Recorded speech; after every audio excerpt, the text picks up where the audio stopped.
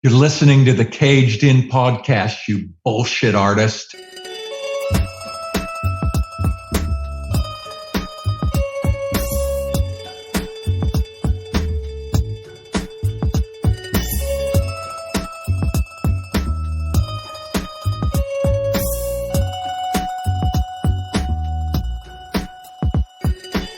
Hello and welcome to episode 15 of Coppola Connections, the podcast where I am shaking every branch of the Coppola family tree to find out, are they the greatest film family of all time?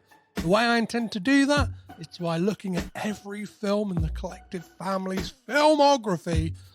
And I'm joined by a guest each week. And this week I'm joined by the lovely Ella Kemp to look at Judd Apatow's 2009 comedy drama Funny People, which stars Adam Sandler, Jonah Hill, Seth Rogen, Leslie Mann, and Jason Schwartzman, making it this week's Coppola Connection.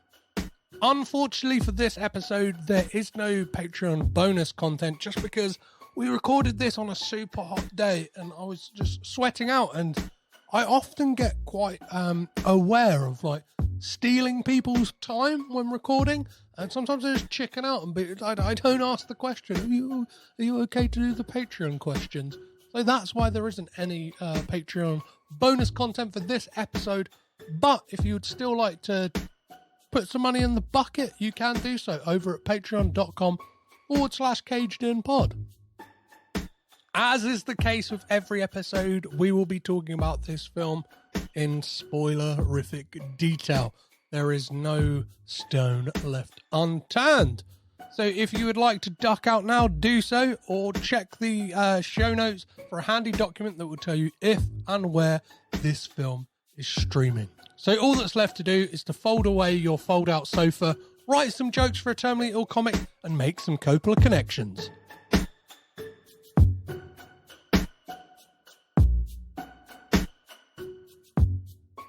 This week's film is Judd Apatow's 2009 comedy drama Funny People. Our Coppola connection is Jason Schwartzman, who both plays Mark Taylor Jackson and provides music for the film's score. To help me kickstart my career in comedy, help me punch up some of my jokes, and maybe become friends along the journey, is writer, editor, presenter, and photographer Ella Kemp. How are you, Ella? Hello, I'm very well. Thanks for having me. Yeah, it's a pleasure. Yeah, you've kind of got like a multi-hyphenate like things that you do. Where can people usually find you? Like, what are you usually doing in the world? You can find me on Twitter a lot of the time. I am there at Ella_Kemp. And yeah, when I'm not on Twitter, I'm writing for NME and Empire and Letterboxd mainly, and then I'm also publishing and editing essays at The Quietus, Girls on Tops, and Massive Cinema. Those are my main places, but you know, whoever will have me, really. Amazing. So yeah, as I always start these off, I always ask, how did you become aware of the Coppola family as this kind of entity that they are? Was there an entry point of a person and then you realized, holy shit, there's loads of them? Good question. I mean, I think I'd made a lot of separate. I discovered a lot of them in separate ways before realizing that they were all connected. And I don't even know if there was a light bulb moment. It was more, I realized it and was kind of a bit embarrassed that I hadn't realized earlier. So very much kept it to myself because I was like, oh yeah, I really should have known this. I think I watched The Godfather when I was maybe 15 or something, thinking, you know, I should watch this. Yeah. But at the same time, I was a 15-year-old teenage girl. So I was like, oh my God, I actually want to watch every Sofia Coppola film. So those two things are kind of happening at the same time. And then, I don't know, they've just been everywhere since. And it's like, I suppose about maybe 70% of the time that I'm enjoying a film, I'm like, oh, there's a Coppola in this. This is why we're here. It makes sense now. When did you have the realization that like, Jason Schwartzman was also related to him? Because I remember when I figured that out, it was a big like, holy shit. Like, yeah, I mean, I don't even know, like probably last year or something. I don't know. I think, yeah, I mean, he's another one who I discovered separately, very much via Wes Anderson, I think. Yeah. That was my way in with Jason Schwartzman. And he was just one of those actors who kept popping up, and I didn't know his name for ages, and I just thought, oh yeah, there's that guy that I like, and like haven't gone to the effort to Google for some reason, and he was just always there every time. So first of all, it was about discovering his name as his own person, which that probably happened about a year ago, and then realizing that he was part of this same family maybe 6 months ago. I don't even know. Like, I'm shocked that we're here at all. I was annoyed more than anything when I discovered he was part of the family. I was like, really? Like, this as well? You're here as well? I think it's when I figured out his mum is Talia Shire, who was Adrian in the Rocky films. Like, I was just like, my mind melted. I was and then like, are we living in the world or in their world? You know? Exactly. And then you hear this, like, the story of how he got Rushmore. It's like, oh, Sophia and like knew some people who knew like like Wes and stuff like that, a casting director, and he was at like a family party, and it's like, can there not be like a slice of nepotism that this family doesn't go? But the thing is, I would be furious if he wasn't just so good. Yes, at everything he does. Like, he's so annoyingly talented that whenever I would want to come out and say anything bitter, I just can't. I just kind of just have to nod and be like, yeah, you know what, fair play, really. Well, yeah, even if you look at like kind of, I think I've figured out he is, including Nicolas Cage, who is like a absolute workhorse. Jason Schwartzman seems to be the most productive member of that family. Like, his kind of credits, like with film and television, and then we factor in music and the kind of cultural touchstones that he's made. Like, it's like everyone always thinks like Phantom Planet's California is an absolute banger. It made the OC, some would argue. He wrote that song. Oh my God, did he? Yeah. He was insane. He was the original drummer for Phantom Planet. Wow, that's wild. Yeah, magic. What a great song. Amazing. Well, as a journalist, have you ever had the opportunity to meet a Coppola at all? I haven't. No, they always seem to be this very for good reason. I feel like if they did lots of press, it would kind of remove, the mystique around them. I mean, they wouldn't be any less talented or terrifying or anything, but no, to my knowledge, there's only kind of a select few who have had the privilege, and I'm not one of them yet. Yet. I always think like I was trying to get PR contacts and stuff like that, and I'm like, I'm always worried if I say like, oh yeah, I do a podcast about their family, people will immediately be like, red flag, this guy's like got like walls plastered with their photos and stuff like that. That makes you an expert, which is impressive more than anything, I think. Thank you very much. So what would have been the first Jason Schwartzman film that you remember seeing? I mean, off the top of my head, it must have been Rushmore, I think. Or, I mean, that would have been the first main one. Obviously, as we've said, he's done so many things and been in so many other things that it might have been like any Wes Anderson film. But I think it's him and like, as in any other one. That's not him that and Bill one. Murray are kind of like duking it out for who's been in the most. Exactly. But probably Rushmore, I think, was the first big one. I think that was the one that finally made me Google his name. I was like, this has gone on for long enough. I was like, now we've got to find out who this guy is.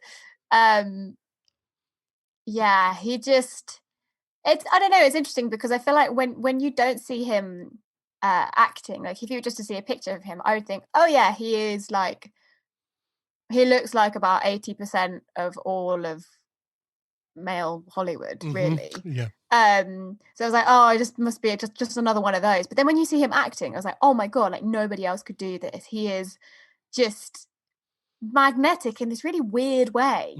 I guess we'll get to that fascinating.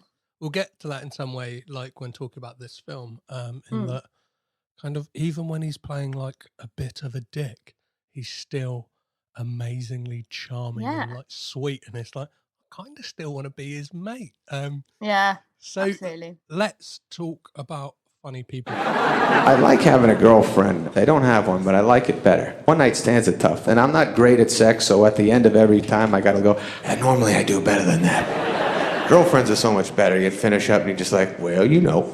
That's how I do it. Hey, George Simmons, you're destroyed, man. You the guy who was on after me? It's very hard to be romantic with women when you live on a pull-out couch. Once those two little legs come down, you know it's on, right? You were good. Maybe you can write me some jokes. I've been going to this guy's movie since the moment I can remember. This is amazing, guys. If he's like, do you have any friends that are like you but just way funnier? You can say yes. I'm gonna tell you something, and I don't want you to get all weird on me. I'm dying. It's too early to know who's winning the fight, the medicine or the disease. Did anybody ever tell you you have a very scary accent? You are a very funny man. I enjoy your movies. And I enjoy all of your movies. Which movies? The ones where you try to kill Bruce Willis. Oh my God, that's the saddest thing I've ever heard. Are you crying right now? I don't think I am. Oh, come on, wipe it off. People are gonna think I broke up with you. Did you tell your mom? Yes, I sent her an email and she tried to email me back on a toaster. There is always the one girl out there that got away. This is my husband, Clark. The one that got away. Guys have that and serial killers have that. Hey, you want to talk to me while I try to fall asleep? So, right, that's not your real name. You're hiding some Judaism. I don't think I can hide that. My face is circumcised.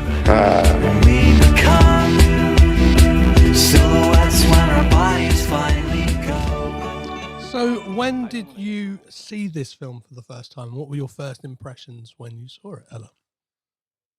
I first saw this film at the start of 2020, I think. I think that was when it was, because Judd Apatow was just about to release his new film, The King of Staten Island, which with Pete Davidson, which I was really looking forward to. And I'd seen some of Judd Apatow's comedies, but this felt like quite a big blind spot. Well, because it's a comedy, but as we know, it's so much bigger and more sincere and just so much more than all the others.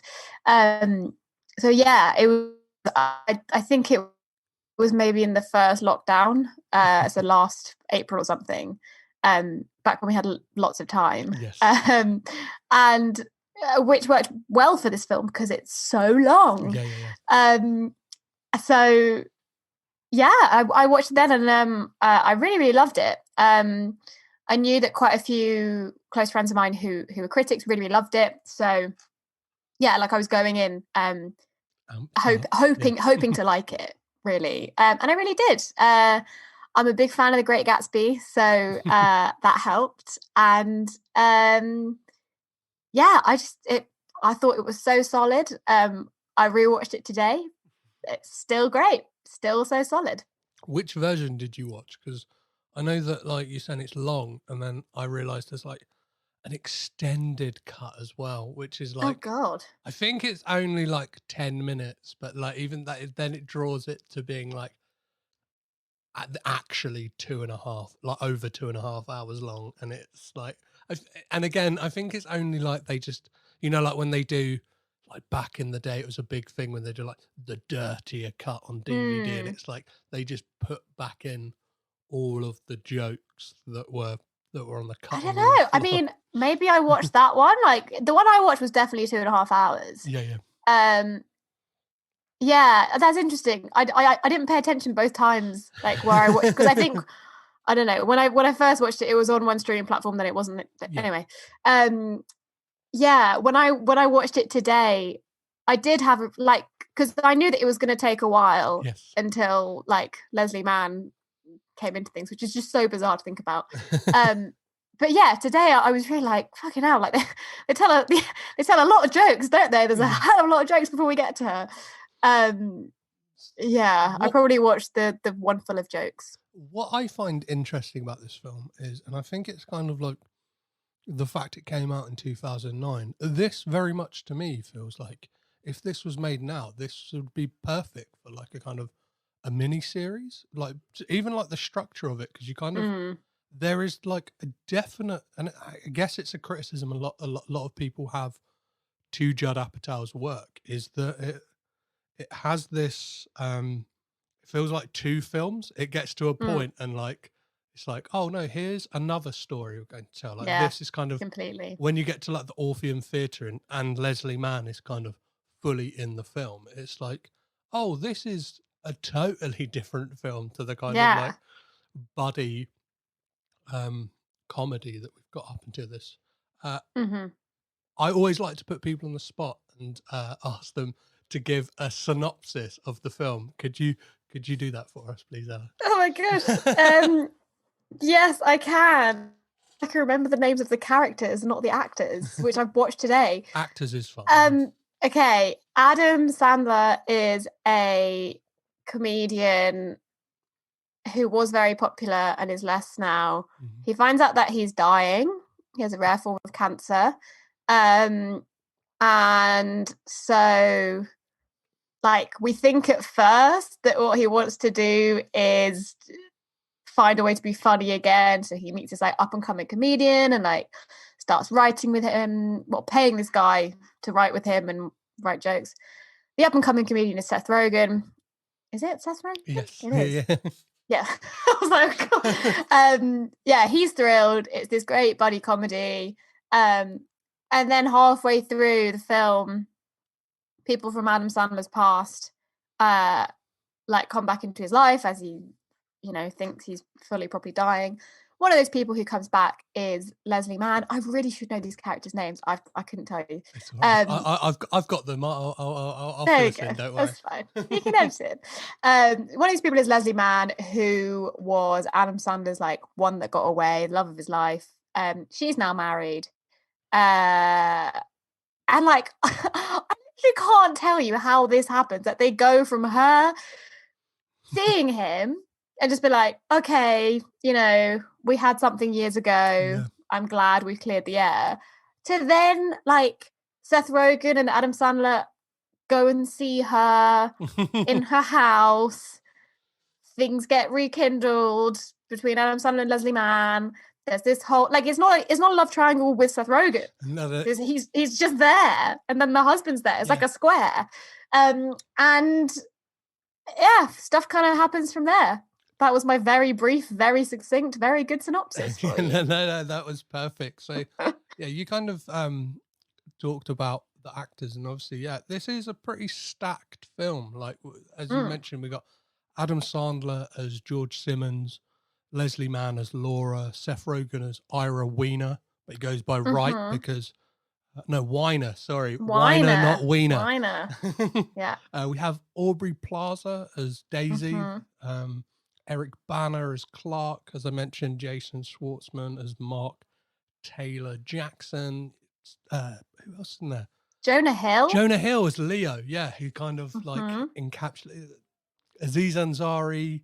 Like, trying to think else, and like Bo Burnham, Paul Reiser. We've kind of my guy.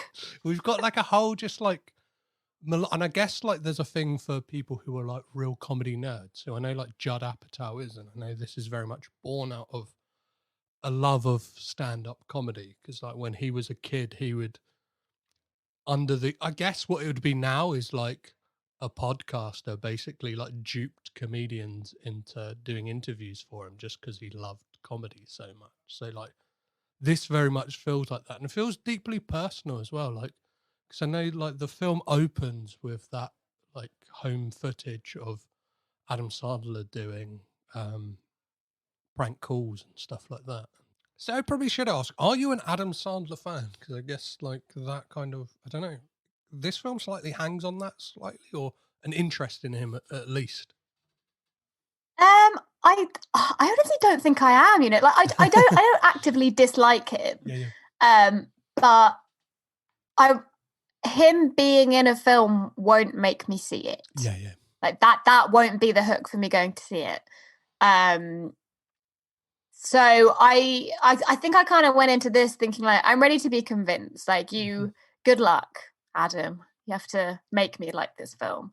And he did. I think I think what this film does really well is it manages to play with people's perception of Adam Sandler. Because obviously we get these films within the films where it's or you look at them and you're like, they're not far off what Adam Sandler actually does. Like, and I know, like, looking through like the DVD extras, there's even more like outlandish things, and then like there's like a foreign exchange student film that he was in, and like that and the cast even goes more crazy. It's like stuff that was cut out of this film had like King John in it and stuff like that, and it's like from The Hangover, and like but yeah, Adam Sandler's fascinating. I think some people like this very much gets thrown in that thing of, is Adam Sandler actually acting?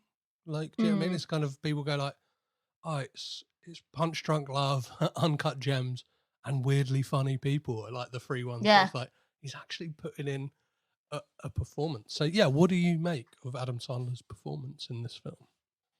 I think he's really good. Yeah, I think he's solid. I think because he is playing a stand-up comedian who is trying to figure out how to tell jokes again. Like, that's the crux of his character, is him struggling. Yeah. And I think it's the struggle that makes his acting really interesting, because it means that he has to find something like more vulnerable and more sincere and more complicated than perhaps a lot of the comedy that he has been known for. I'm not saying there's anything wrong with the comedy that he's been known for, and a lot of people love it, but just in terms of what I just personally enjoy, I find this kind of performance much more interesting to kind of just deconstruct that whole comedy. And I find that interesting with all stand-up comedians, really, when they kind of really try and peel it back, which is why I like Bo Burnham so much. And yeah, I think that kind of self-awareness and because it's just very good. Yeah, because he even does like some of his kind of tropes that are quite irritating, whether it's the like that voice when he goes like, and I speak a bit like this, and it's a bit like, so annoying. Sorry to do it. But then like, and it's interesting because he, like, George Simmons, like, we get that news like literally straight away in the film that he's got AML, and then it's like he's wholly unlikable for like the first, I don't know, like third of this film. Do you know what I mean? And it, like, he kind of treats Ira, Seth Rogen's character, like a piece. He treats everyone around him like a piece of shit, and we kind of like, even when we get to that moment where he sits down with his sister, it's like, oh, like, he's been a piece of shit for a long time. Do you know what I mean? Like, early doors, we get kind of him told that, and we get Chekhov's girlfriend, like ex-girlfriend as well, when we get the phone call to Laura, and she's like, oh, I'm kind of busy at the moment. It's like, well, it's Leslie Mann in a Judd Apatow film. She's gonna have a big role. So yeah, let's talk about Jason Schwartzman in this. And I think, I want to play a clip that I think perfectly sums up his like introduction into the film and what we talked about earlier of him being like a bit of a dick as well. Give you 10 days on your 3-month plan. No, I need 80 more days than that. Okay, I do this because I care about you. I do this to motivate you. But I will fuck that girl in 10 days. I promise. Come on, dude, I'm not cute like you. I don't look like Jackson Brown. I look like Jon Favreau. Don't do this to me. Don't make me fuck her. Well, then just don't fuck her. Don't you put me in this corner where I have to fuck my way out. He'll do it, too. He'll do it. I've seen him do this before. I'm gonna go out there and warm her up. I'll see you out there.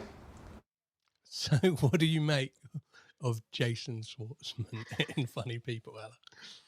Oh my god, he's such a piece of shit. I love him. It's so annoying. He's so good in this film. I find his character very interesting because I think he is one of the few people in this film who is actually at his core a piece of shit. Because I think that George Simmons seems that way at first.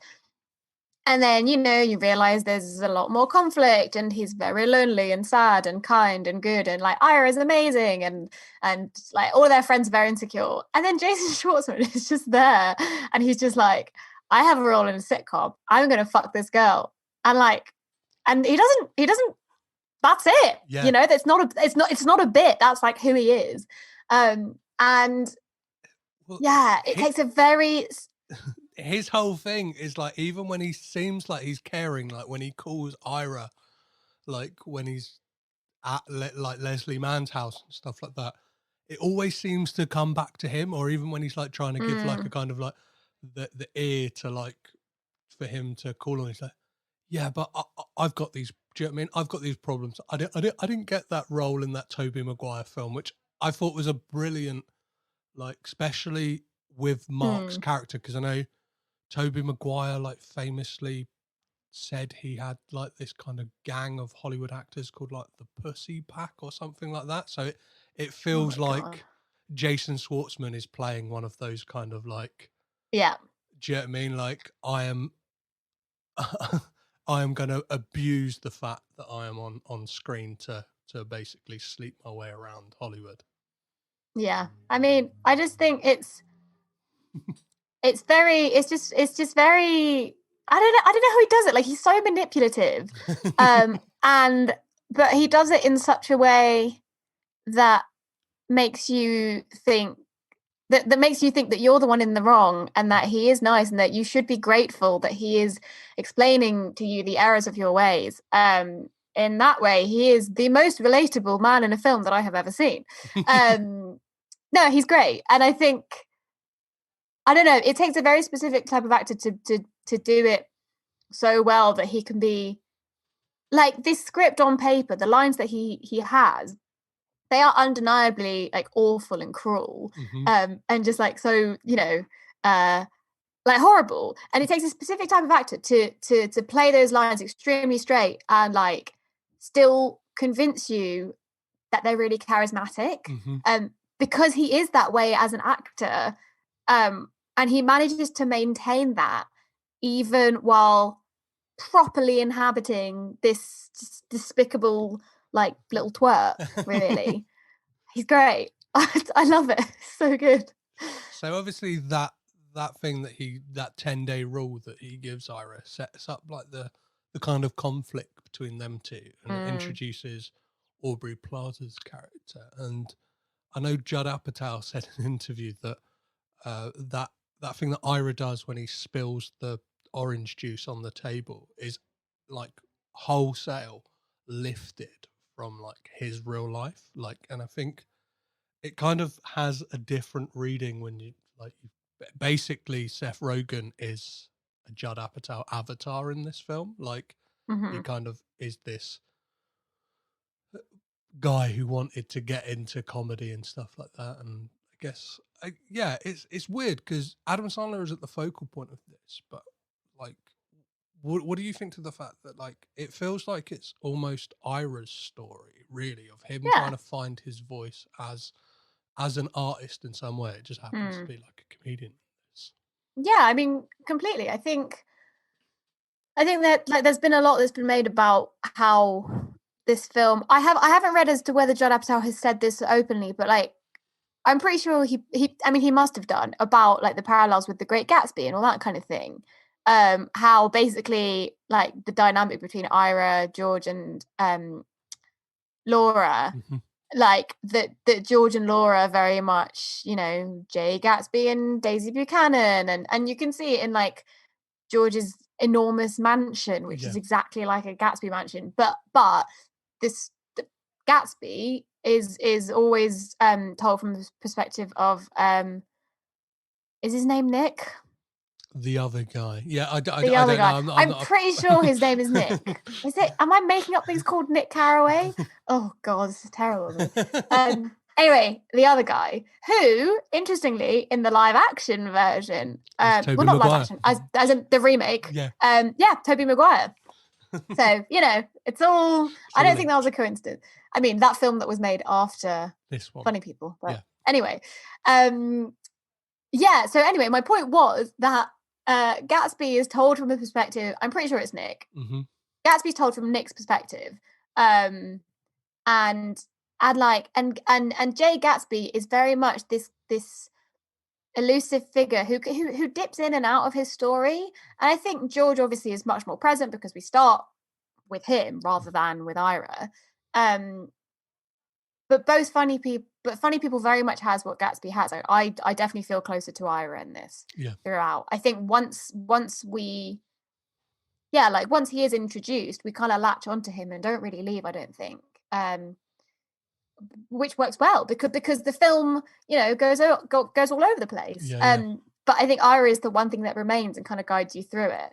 I prefer that.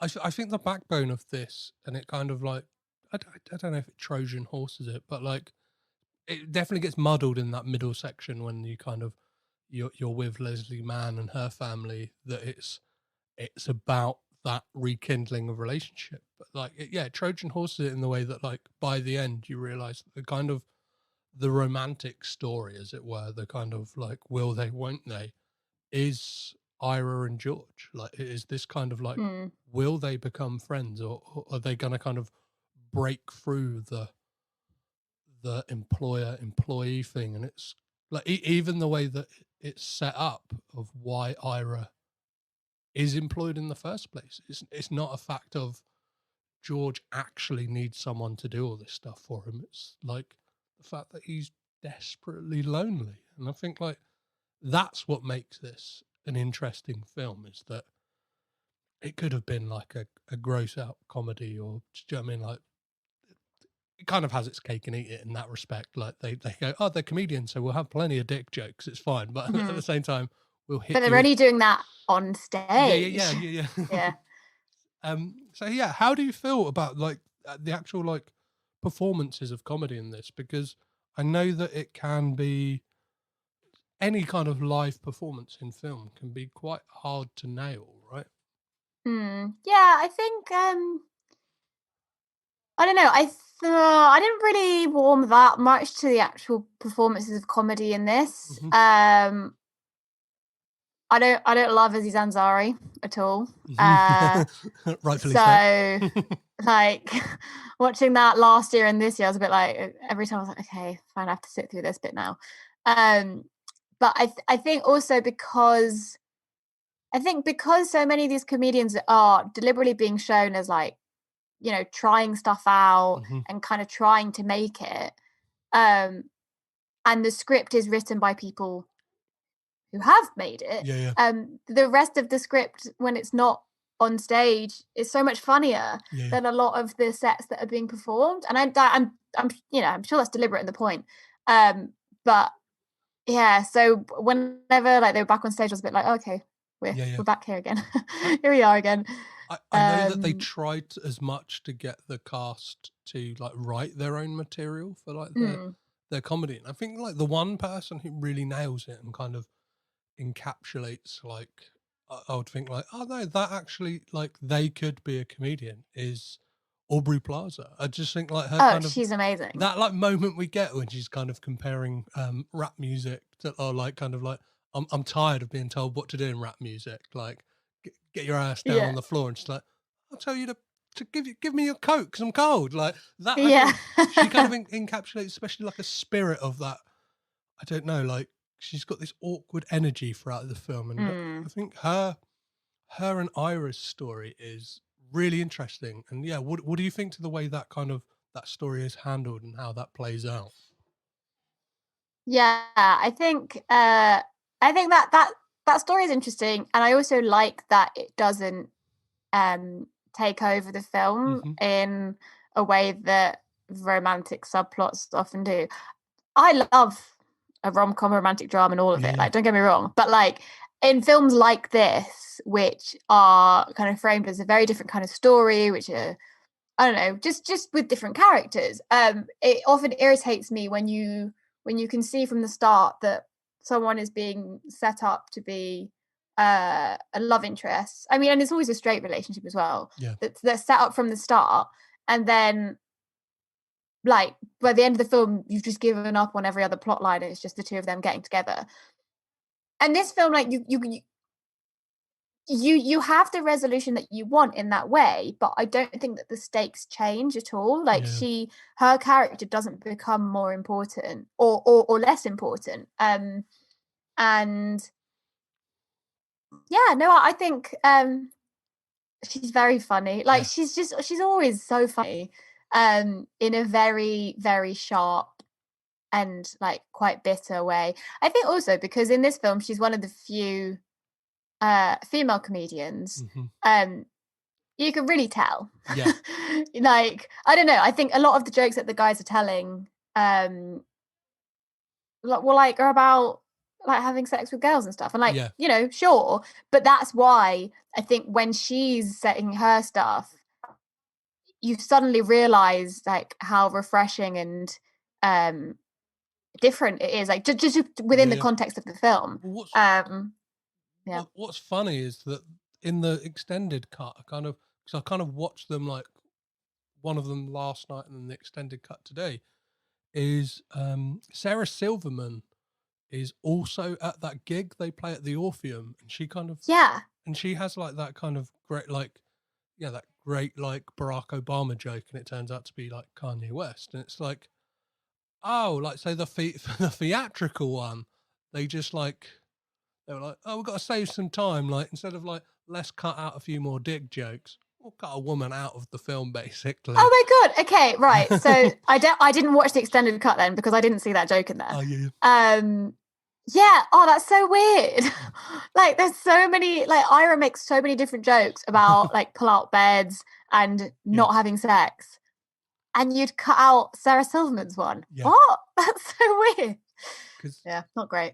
Back to the kind of the Daisy and Ira like subplot. I think like what's really interesting about this film is that she isn't like a manic pixie dream girl, and the fact that like when he confronts her, look, and he's totally in the wrong of this kind of like he's all up in his feelings about like her sleeping, that kind of that male entitlement over like somebody who you fancy, which we had a conversation. You should have known, you were promised to me.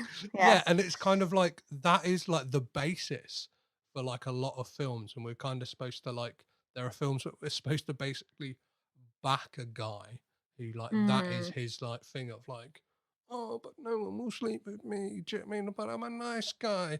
And like the way this film handles it, and like her rebuttal to him is like, hey, I'm young, I'm single, I can fuck whoever I want, like, and I can do whatever I want, and like that, it wraps it up like quite. I think within 20 minutes you have that confrontation, and then you get to like Thanksgiving, and they kind of like make up, but it doesn't. And like it kind of leaves the film kind of open ended of like it doesn't have to be about them two getting together in any romantic way or anything like that. It's kind of like, for all we know and all we care is like, they could just be like friends who see each other at the comedy club or like hang out from time to time. And it's like, I'm so glad it didn't go down that avenue of like being like, but what I like, because it's left open. No, but I like that they could, but and that crucially, if they do, that doesn't have to be like the end of them as a thing. And I think it leans into more like just transparent and flexible relationships and that kind of thing, which I think again, like in a film like this is quite rare to have that conversation that you're saying between them, like her plainly laying out where she is and what she wants and what she's done and what she's doing. And shutting down that bullshit, right? Shutting down that kind of like, who the fuck do you think you are? Like, I'm not betrothed to you because like you've been making eyes from me from across the street, you creep. Like so funny. So, I think it's great. 2 seconds. Oh, bloody hell. I've lost my notes. I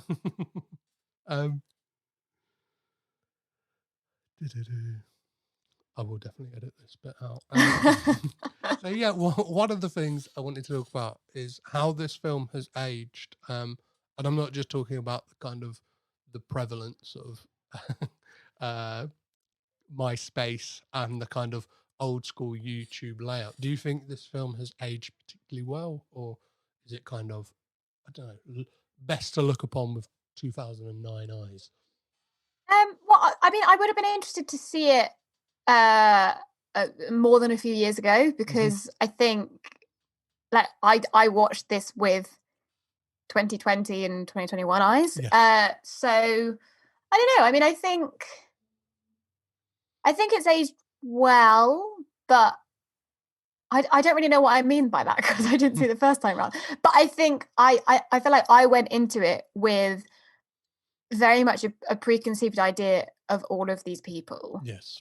And I don't know if that made me more forgiving. But then I don't think there's much to be forgiving of. Like, I don't think... I think it's good. What is quite good is the people who have turned out to be problematic who are in this film play very unlikable characters. Yeah, like they're not in it much. We're looking anyway. at you, Aziz. Yeah. Like he plays basically like most people's idea of like the worst comedian imaginable. Like this, like so. Yeah, 100%. Yeah, I definitely think it has like this. I don't know, has a feeling of. I think it's aged particularly well in the fact that I think I would have seen this when it came out on DVD, and I remember the first time I saw it kind of like being like, I would have been like a teenage boy, so I was kind of expecting like more of the kind of, especially after what this came off the back of 40-Year-Old Virgin and Knocked Up. Yeah, it's very different. It's a very grown-up film and tackles like some kind of complex issues and like stuff that now I'm 30 and my circumstances have changed a lot. It's kind of like, wow, like you look at it and go like, poor, mortality is pretty like horrible. I'm making that sound like I'm really old, but like, do you know what I mean? I feel at 15, I'm gonna live forever. Yeah. No, completely. So, yeah, are there any scenes that you feel like we should like that you'd like to talk about with this one? I mean, I think I would.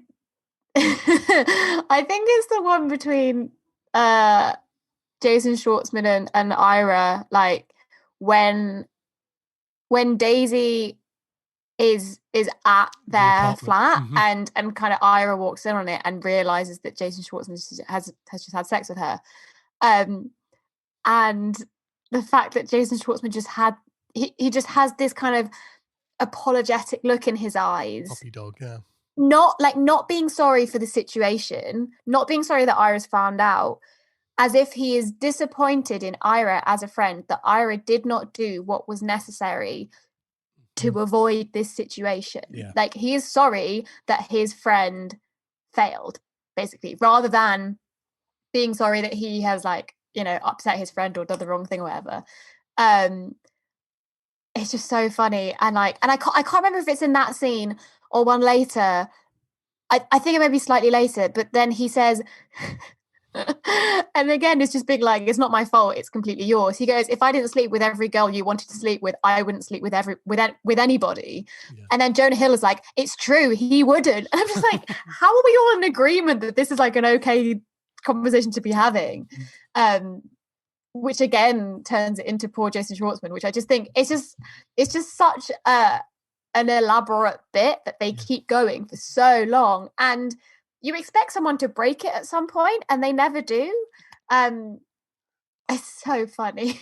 I think that is like the kind of magic of a Judd Apatow film. I know he's known to kind of like just leave the camera going, like if you got bits to throw in, and like some people love it.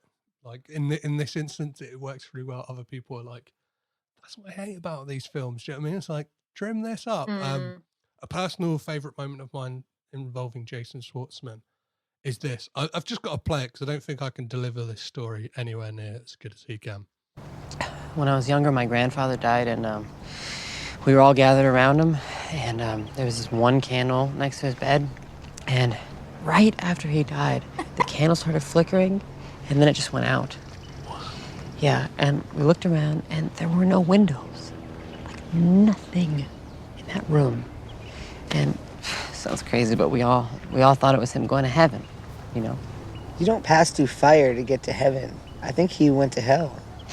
What'd you just say? I think your grandfather probably went to hell. Don't do it. Are you kidding me right now? I'm sorry. You're gonna make fun of me right now just after I opened up to you guys like that? It's not my fault your grandfather's in hell. It's not a big deal. Some grandpas go to hell. Don't be a jerk to me just because I make more money than you guys. How much do you make again? You guys are just projecting all your hatred onto me. Okay, and don't be super bummed out because your grandfather's playing backgammon with Hitler right now. So yeah, and it's for a film that is packed full of like great comedy talent. I think Jason Schwartzman makes a real case for stealing the show on this one. Like kind of like he really does well with what he's given. Like he kind of because he's not trying to be funny. Yeah. Like his character's not. He's fully believes everything. He is completely convinced that he is hard done by and more talented and more attractive and more successful than everyone. And for that reason, we must all pity him. It's amazing. I guess he's like got to do some level of really getting into character because you can find them on YouTube. There is like, I say full like 6-minute episodes of Yo Teach. So like they filmed the whole episode, and there's even like an EPK like video of him in character, kind of like talking about what the show is and just being like this kind of like, oh yeah, it's really good. I'm really good. Like just an absolute piece of shit, basically. So like that, like, so I feel like he got the opportunity to kind of not just like in his own time do stuff that is, like character development. He kind of got to do it on screen. Do you know what I mean? It's kind of filmed. Yeah. So yeah, let's talk about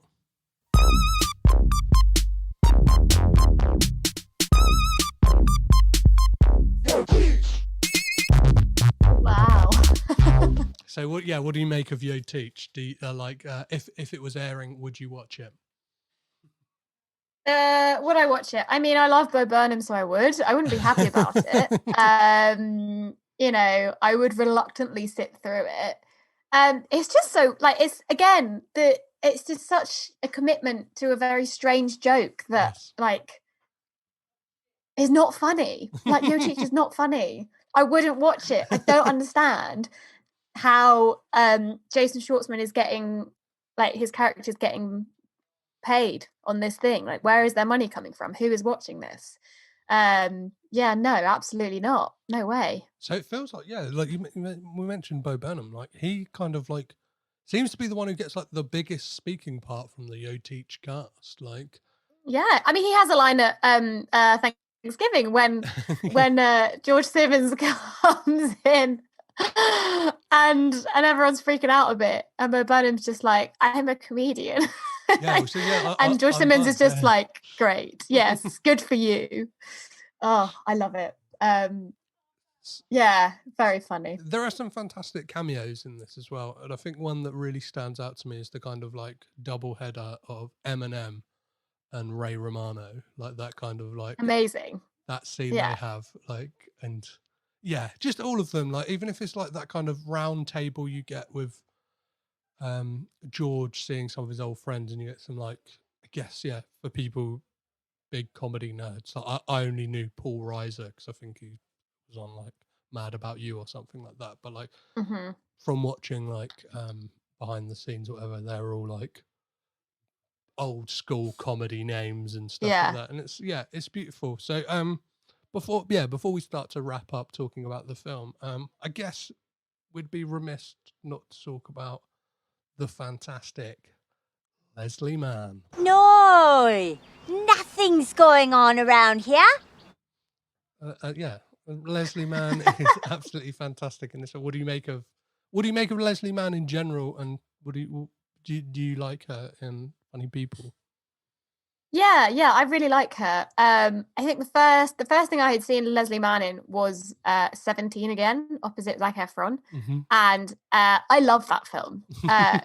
Completely sincerely, like, you know, this is for another podcast, but I sincerely love that film. I think she's fantastic.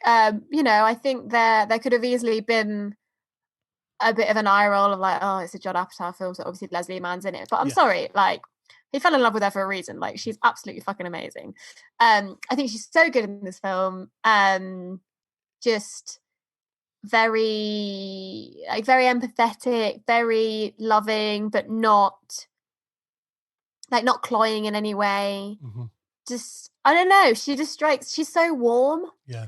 And I could just watch her forever. Like, I think she's so good. Yeah, she's amazing in this. I think that's that storyline, like in the latter half of this film. When I first saw it, I was kind of, as I said, was this film 12 years old, so I would have been like, my late teens, 18 or whatever. I think like that, I was a bit like, oh, that was like, what was it going a bit like this? I was an idiot. But like watching it now, I like absolutely love that stuff. That kind of like, I don't know, even the peanut butter game. I'm like, this is so sweet and yeah, it's lovely. And to see Eric Bana as well, who's kind of got this career of being like a kind of stoic man, like kind of get to turn his hand at comedy and stuff like that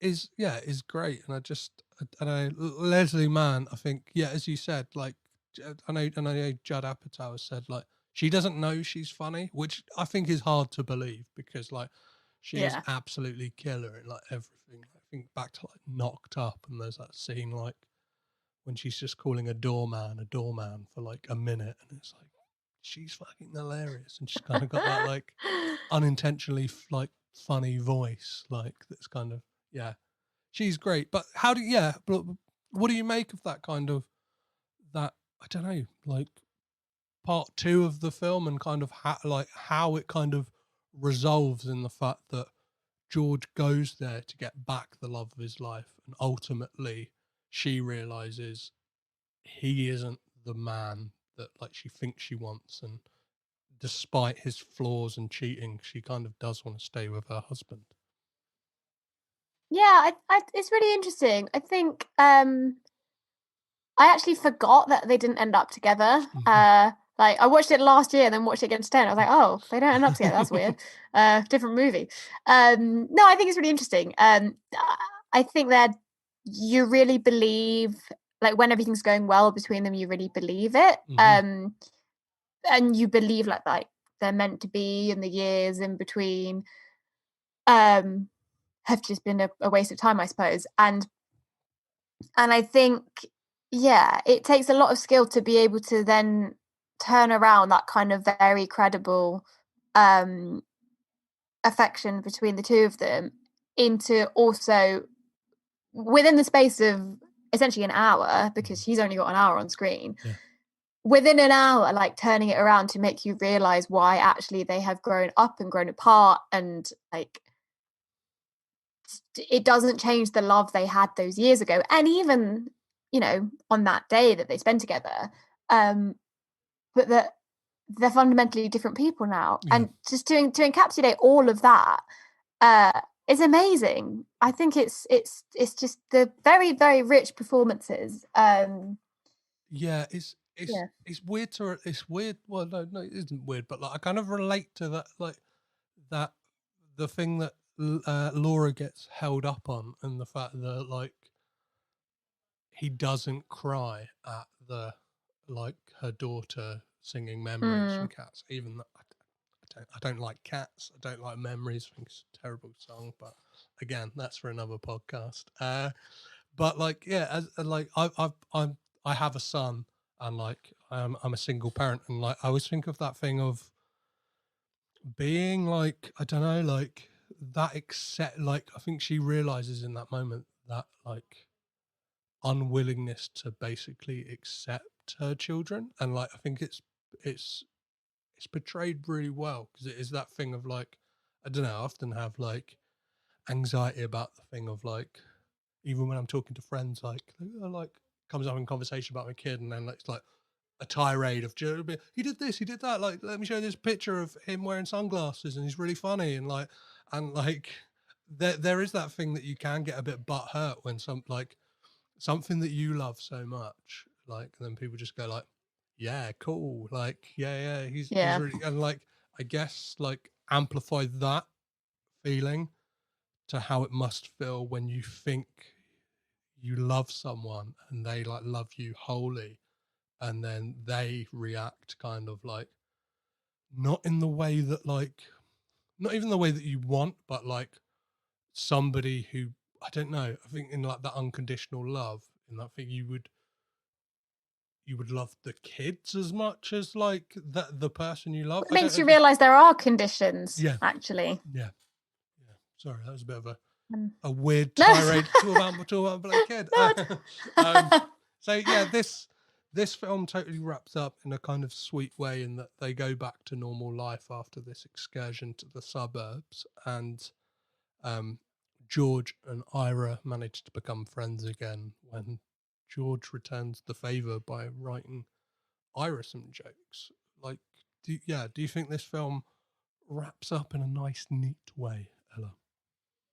Yeah, I mean, I think it's nice. I think it very much follows the logic of the other stories in terms of, I suppose, finding balance in the relationship. Like it makes you realize that neither George nor Ira fully has complete power over the other, which I think we saw in the relationship between Ira and Daisy and between George and Laura and all of that. And I think it's really nice that, you know, they seemingly it's seemingly a happy end, but also you can see that it is unfinished, because particularly in the way that the credits literally just roll up on like the table where they're like during Ira's lunch break at the deli where he works, whatever. The fact that the credits kind of roll up over that, I really like that, because it makes you think, oh, they're going to carry on doing what they're doing, and like eventually Ira probably will find George annoying, and like George will just like fuck up some other relationship, but like, you know, it's fine. We can come back to this scene, and in a couple of weeks maybe they'll be at this table writing jokes again.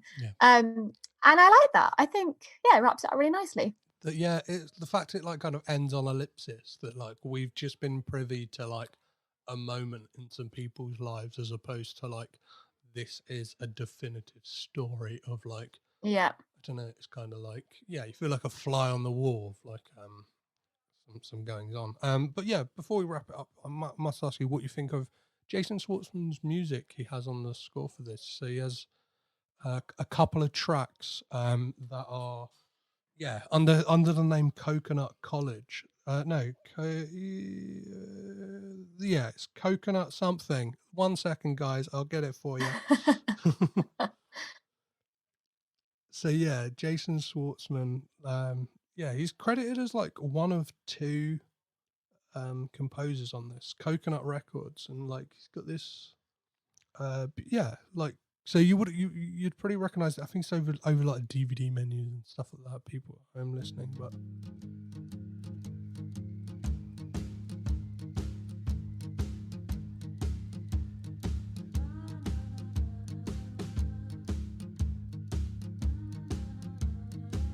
so are you aware of Jason Schwartzman being a musician and the kind of like music that he puts out, Ella?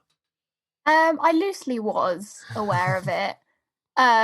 Clearly not to the full extent, because the Phantom Planet trivia has blown my mind. I mean, I think his music's fine. I know that sounds like a negative thing, but it's not. I do often think in films like this, by which I mean Judd Apatow comedies / very starry, I don't know, just like very starry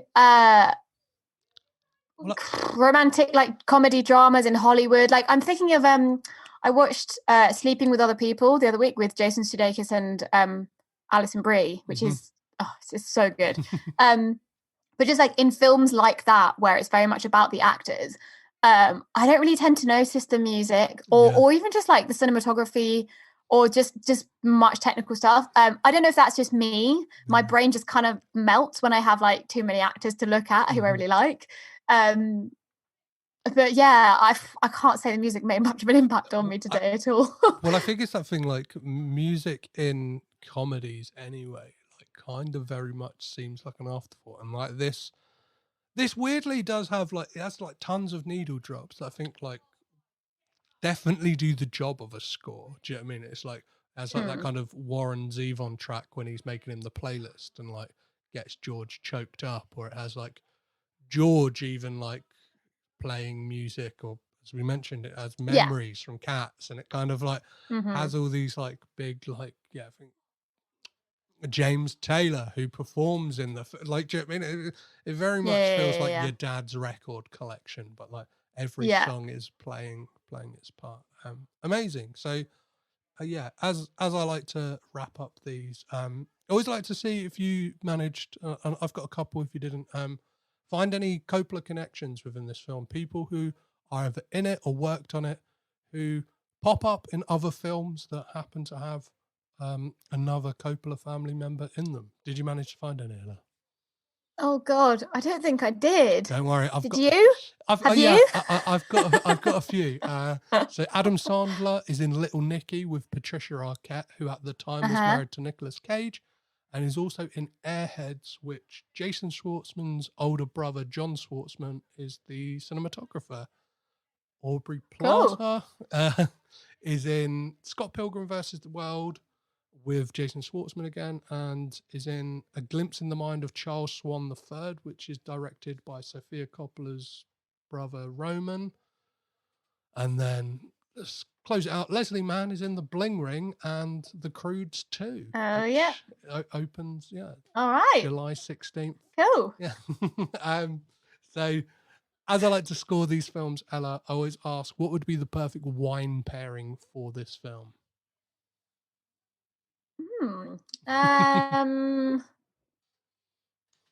It would definitely be a red. I think. I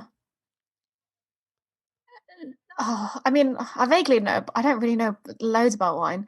It wouldn't be anything too intense. I'll tell you what, it wouldn't be anything too intense. It's because it has to be smooth enough for you to like keep drinking it throughout 2.5 hours. Yes. So it has to be like mellow and kind of warm and not too spicy, not too fruity, just very kind of solid, smooth, so that you could keep drinking it and not get distracted by the wine throughout the 2.5 hour runtime. Perfect. Yeah. And would you rate this as a bottom shelf, mid shelf, or top shelf wine, aka is the film good or bad? You know what? I would honestly say top shelf. Top shelf, yeah. I'd say top shelf because to get that wine. Huh? You're getting on your tiptoes to get that wine. I would, because I'm not saying it's top of the top shelf. Yeah. There are many things on the top shelf. It is one among many things which are top shelf. Perfect. I would say. Perfect. And yeah, what I like to do is just so we can kind of, I don't know. Well, I these questions, I'm so glad I'm on this end of it as opposed to answering them. The first one is, which Coppola family member would you keep? But in doing so, you get rid of the filmographies of the entire rest of the family. Jesus Christ. You can be totally selfish as well. You can be totally selfish. It doesn't have to be like, this person did this for cinema history. Like, I mean, I think I have to follow my gut on this one, because otherwise it would be torture. I have to keep Sofia Coppola and get rid of everyone else. I'm really sorry to everyone else. No. But, teenage girl forever. She's got this perfect, like, I don't know, what is it, 6-film filmography that kind of like every film has something to offer. Do you know what I mean? Like I need them all. Yeah. Amazing. So are they the greatest film family of all time? Oh, like probably. I don't know. But again, I have to go with my gut. I can't think of anyone else. It's an impossible question because there's so many of them. Yeah, I think like they're everywhere. Yeah, I think. I mean, look, I'm trying to think, if I lived in a world without the Coppola family in film, that would be terrible. Like, I wouldn't want to do that. Yeah. So I think, they must be the greatest, I guess. Yeah. Yeah. I've talked about it a lot on this, that like they have like weird ripple effects on other filmmakers, like even as far back as like George Lucas. It was Francis Ford Coppola who kind of took him under his wing. And then Spike Jonze, like it was Francis Ford Coppola again who gave him the script for being John Malkovich, because he was... This is just insane. He was at the time, he was, I think, dating or married to Sophia. So it was like that thing of like...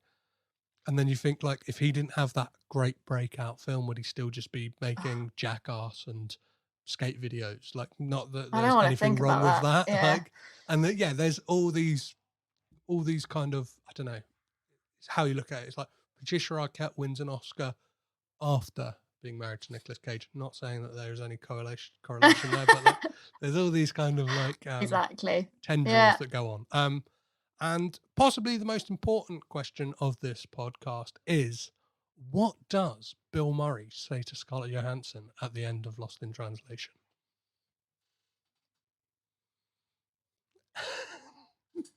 Hang on, give me a second. Give me a second. He says, I fucked up my karaoke choice. I meant to sing This Would Be the Place.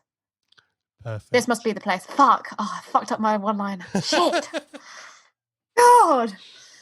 Well, anyway, he says that. He talks about karaoke. Amazing. What does he say? What do you think he says? I'm keeping tight-lipped on this because I feel like it has to be like a grand reveal for like the end. Do you of know? The podcast. No, I don't know. It's all totally open to interpretation. Oh, okay, fine. Yeah. That isn't okay. No, we'll wait. It's fine. It's fine. Yeah. I'll tune in. No problem. It's a way to get. So the final episode of the podcast, every other previous guest will tune in. It's a way to spike the numbers. So I'm playing the real long game here. Smart. Yeah, I've got like 250 films to go through before I get there. But oh my God, I rate it. No, fair play. Thank you. And that would be the excellent, the ultimate karaoke choice. I think that's my go-to. Talking Heads, This Must Be the Places. Yeah, absolute perfect. Again, Ella, where can people find you if they want to kind of hound you on some of your answers on this, or kind of give us some stick at if we've mentioned anything or didn't mention anything about the film, or they disagree with us? Oh God, the pressure now. You can find me on Twitter. I am at Ella_Kemp. And you can follow me on Letterboxd. My name is Ella Kemp. Please be kind to me. I'm only small. Don't worry. I will take the brunt of all of the negativity if people disagree with anything we've said on this episode. You're not. I'll be done. It's been an absolute pleasure having you on. Thank you so much for coming and making some Coppola connections with me. Thank you for having me.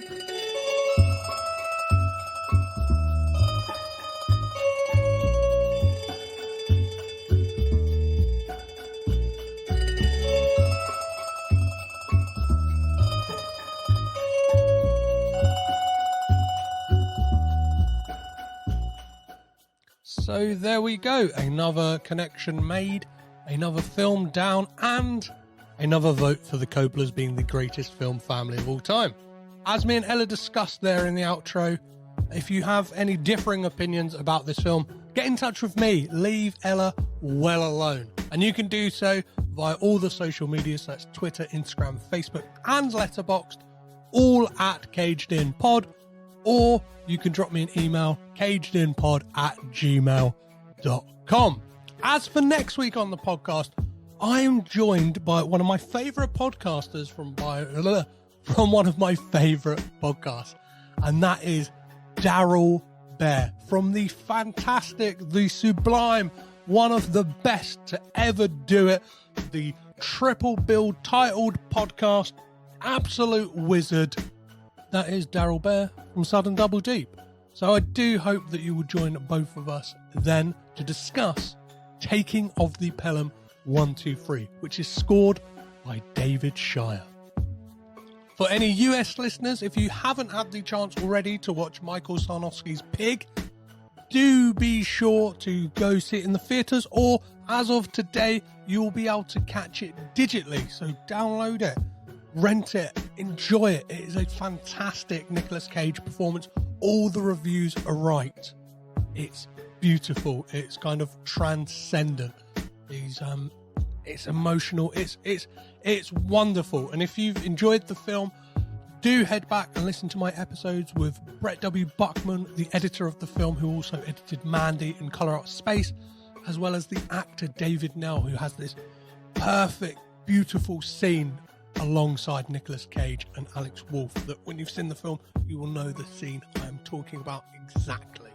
Those listeners in the UK who managed to get tickets to Fright Fest this year, there is the European premiere of both Prisoners of the Ghostland, starring the one, the only Nicolas Cage, and friends of the podcast, Spectavision, have their new film, No Man of God, starring Elijah Wood. It's a Ted Bundy film. I'm going to be watching both of those films at Fright Fest, so if you're there, come find me. Say hello. For Prisoners of the Ghostland, I will be hanging about outside afterwards to get some first reaction interviews from people. So yeah, it'll be great to see some of you, and I very much look forward to meeting you. So if you enjoyed this episode, please be sure to rate, review, subscribe on Apple Podcasts, Acast, or wherever you're listening to this right now. This has been Caged In presents Coppola Connections, brought to you by the Breadcrumbs Collective and me, Petros Patsilivas, your guide through the crazy world of the Coppola family tree. So remember to keep it caged in, and I'll catch you next time.